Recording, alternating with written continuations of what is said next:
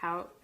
By the way, Chrissy is the president of Beauty for Ashes, so she is going to be sharing with us about her organization, but how did you end up with Beauty for Ashes in Morocco? Yeah, so my husband and I went to Morocco 7 years ago now. We went to work at an international American school there. My husband still works there and is a middle school PE and health teacher. And we just fell in love, and we keep staying. We meant to be there for 2 years, and it's been 7. And we had our children there, and so we just love life. We love the people. We love the culture. And so, yeah, and then through that time, I just have always had a passion for working with marginalized people groups, especially in the realm of human trafficking.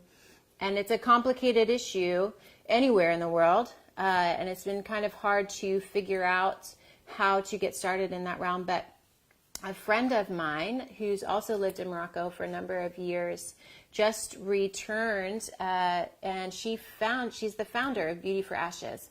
And we reconnected this past year. And because we both have the same passion, we decided maybe we could join efforts and fight human trafficking together. Her name's Lauren Spuick. And she's amazing, and she is the director of our crisis center in Morocco. So that's kind of how the ball started rolling, and we are just wanting to see human trafficking stop. That's the ultimate goal. We would love for that to happen around the world, specifically across North Africa, and so that's what we're working towards. Awesome. So I want to take a minute to say hi to everybody. Hi, Hey, Miss Trisha. everyone. Hey, Brooke. Thanks so much for checking in. We're so excited to have you joining us today. So again, we're talking with Chrissy Duke from Beauty for Ashes, and just sharing a little bit about what human trafficking is, that it's all over the world. It's not just sex trafficking, which is a lot of what we hear about in the news. It is exploitation of people and really any movement, illegal movement or against someone's will movement of people, and just a huge, huge issue. So, Yeah, thanks for coming over. Thanks, hey, Beverly. Beverly. How Hi. are you? So I want to get into a little bit of why Morocco, because obviously you said you've lived there for 7 years, and I mean, there's human trafficking everywhere, but why Morocco? So, yeah, Morocco is really unique in terms of the global issue of human trafficking. Again, it happens in every single country in the world. No one is immune to it. It's absolutely in the United States, nearly in every community it's happening. But Morocco is unique because victims typically are those that are vulnerable, or poor, uneducated, or in times of crisis. So countries that have a large population of poor or uneducated or those that are in crisis remain in the African continent. And so in Africa, there's 5 main trade routes that are going through up into Europe and into the rest of the world. And we are one of the main 5 trade routes. So we see in Morocco trafficking happening in 3 ways. It's a transit. People are coming through Morocco. It's a destination for trafficking. It's happening in the country. It's also a source because we are considered still a third world country. And so we see every type of trafficking in Morocco.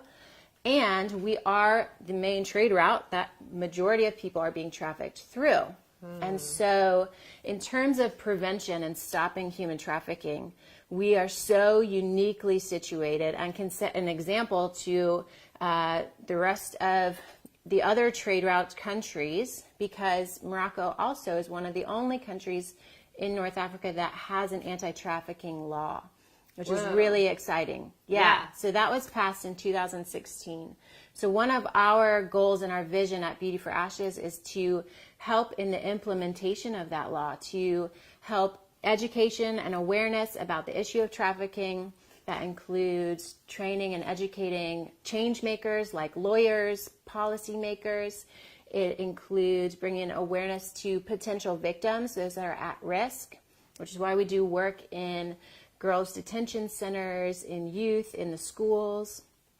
We also want to focus on the general public because there's a lot of people that still don't realize it's an issue.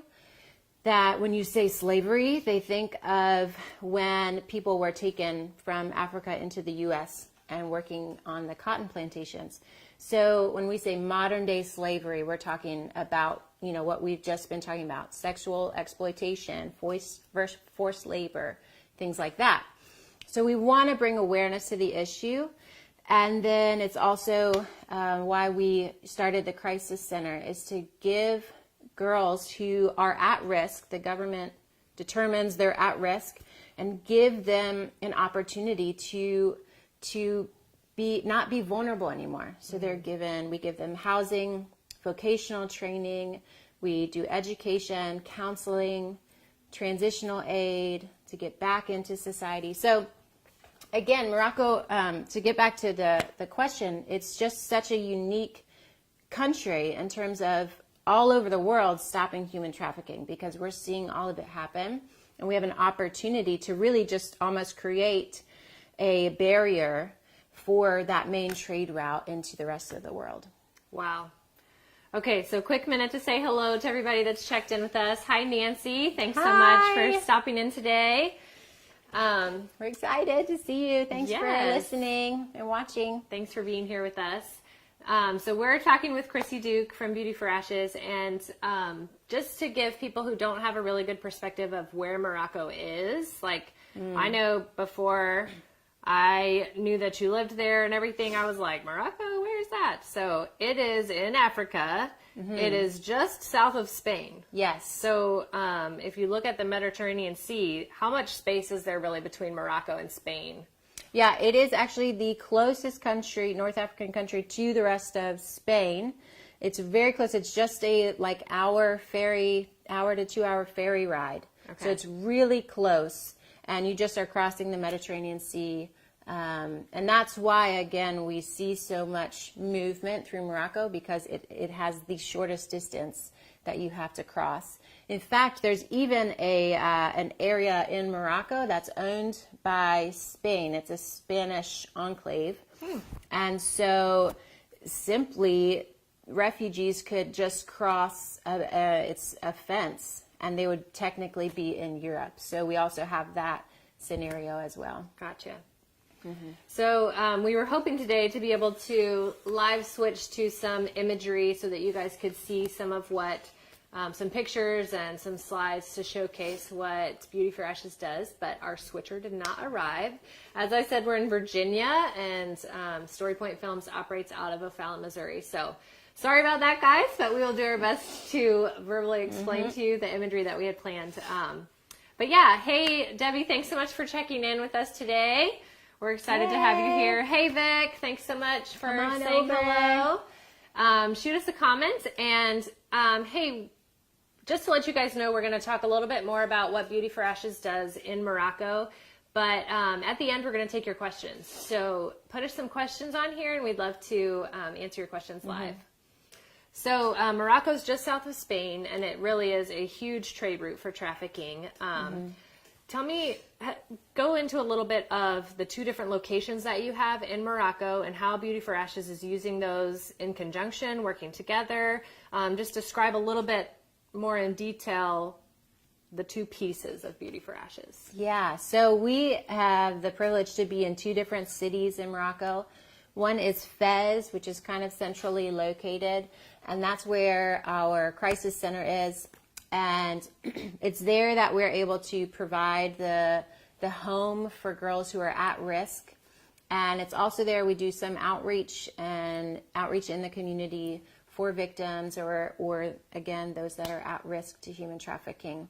And so our home has 5 girls right now, and we have counseling for them, vocational training, and or they're in school, finishing their schooling, and then they receive housing, of course, and transition aid back into society. Because our goal is that they can reintegrate into society, no longer vulnerable to trafficking, but equipped to be able to participate in society in a healthy and also to participate in the fight, that they can also be part of the solution. So they don't have to wear that name of victim or vulnerable, but they can go in as someone who is actually making this end and being part of the solution.